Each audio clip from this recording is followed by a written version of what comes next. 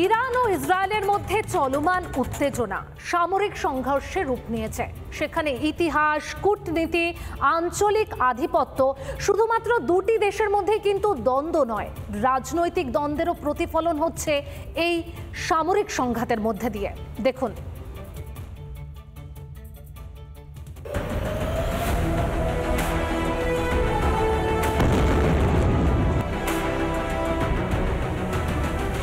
বিধ্বস্ত ইরান, বিধ্বস্ত ইসরায়েল।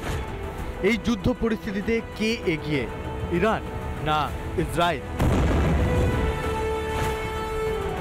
প্রতিরক্ষা খাতে ইরান ও ইসরায়েল দুই দেশই প্রচুর অর্থ ব্যয় করে, তবে বাৎসরিক সামরিক বাজেটে ইরানের তুলনায় ইসরায়েলের ব্যয় প্রায় দ্বিগুণেরও বেশি।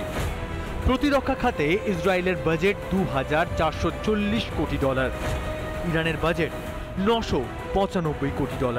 কতগুলো মিসাইল আছে, কতগুলো এয়ারক্রাফট আছে, সেই এয়ারক্রাফটে আমার মনে হয় যে ইসরায়েলের নাম্বার বেশি, প্রায় 700-750 এয়ারক্রাফট আছে, যেখানে ইরানের ওই রকম কাছাকাছি আছে। সুতরাং এয়ারফোর্সের এয়ারক্রাফট কতগুলো আছে, that is the main comparison.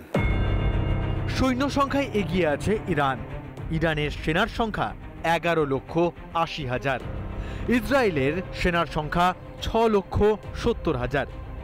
ইরানের রিজার্ভ সৈন্য সংখ্যা 3.5 লক্ষ, ইসরায়েলের রিজার্ভ সেনা 4,65,000। ইরানের যুদ্ধ বিমানের সংখ্যা 551টি আর ইসরায়েলের 612টি। নিউক্লিয়ার ওয়েপন দু দেশেরই থাকতে পারে, কিন্তু NPT, non proliferation treaty of nuclear weapons, সেখানে কোনো দেশই নিউক্লিয়ার বোম ব্যবহার করবে না। এবং সেজন্য ইরান যেহেতু চেষ্টা করছিল যে নিউক্লিয়ার বোম বানানোর, এবং ওরা ইউরেনিয়াম এনরিচমেন্ট শুরু করেছিল, সেইটাকে আটকাবার জন্য ইসরায়েল এই হামলাটা চালিয়েছে বলে প্রাথমিকভাবে জানা যাচ্ছে।